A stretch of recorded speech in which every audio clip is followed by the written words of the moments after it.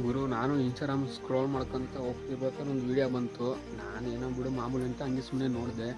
ಈ ವಿಡಿಯೋದಲ್ಲಿ ಏನು ಹೇಳ್ತಿರೋದು ಅಂದರೆ 121 ಕೋಟಿಗೆ ನಮಗೆ ಇಂಡಿಯನ್ಸಿಗೆ ಗೊತ್ತಿಲ್ಲದಂಗೆ ಫಾರ್ಮಾ ಕಂಪ್ನಿ ಅಂದರೆ ಒಂದು ನ್ಯಾಚುರಲ್ ಮೆಡಿಸನ್ ಮಾಡೋ ಕಂಪ್ನಿನ ಗೌರ್ಮೆಂಟು ಸೇಲ್ ಮಾಡಿದೆ. ಇದು ನೀವು ಅಂದ್ಕೊಂಡಿರ್ಬೋದು ಈ ಕಂಪ್ನಿ ತುಂಬ ಲಾಸಲ್ಲಿ ನಡೀತಿತ್ತೇನೋ ಅದಕ್ಕೆ ಸೇಲ್ ಮಾಡ್ಯಾರೆ ಅಂತ.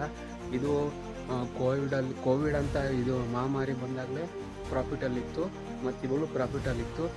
ಇದನ್ನ ಯಾವುದೋ ಪ್ರೈವೇಟ್ ಕಂಪ್ನಿಗೆ ಸೇಲ್ ಮಾಡ್ಯಾರೆ ಅಂತ ಇನ್ಫಾರ್ಮೇಷನ್ನು. ಅರೆ ಒಂದು ವಿಡಿಯೋ ಹಾಕ್ತೀನಿ, ಲ್ಯಾಂಗ್ವೇಜ್ ಹಿಂದಿಯಲ್ಲಿ ಐತೆ, ಯಾರು ನೋಡ್ಕೊಂಬ. आपको हवा भी नहीं लगी और गवर्नमेंट ने एक और सरकारी कंपनी बेच दी। 145 करोड़ की ये कंपनी को सिर्फ 121 करोड़ में बेच दिया गया। और ये कंपनी कोई घाटे में नहीं चल रही थी। ये Indian medicine pharmaceutical corporation limited यानी IMPCL थी।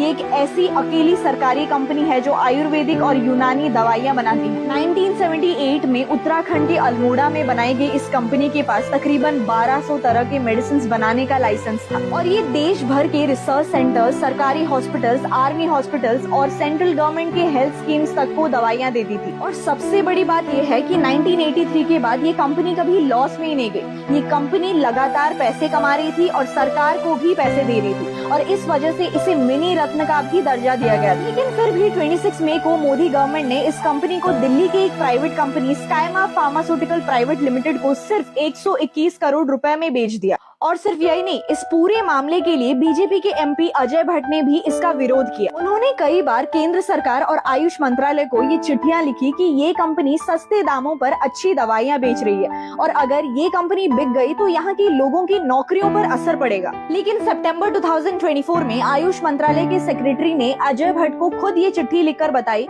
कि गवर्नमेंट इस कंपनी को बेचने का कोई प्लान नहीं कर रही। और जहाँ एक तरफ लोगों को ये बताया जा रहा था, दूसरी तरफ इस कंपनी को बेचने का प्लान कंटिन्यू रखा गया और आखिर में 100% हिस्सेदारी और पूरा मैनेजमेंट एक प्राइवेट कंपनी को दे दिया गया। कई लोगों ने सवाल उठाए, कई नेताओं ने चिट्ठियां लिखी, लेकिन उनका फैसला नहीं बदला। पर यहाँ सवाल सिर्फ IMPCL का नहीं है। सवाल ये है कि एक ऐसी कंपनी जो लगातार प्रॉफिट कमा रही थी उसे क्यों बेचा गया और कल किसकी बारी है, इसका फायदा किसको हुआ और इसका जवाब हमें कौन देगा।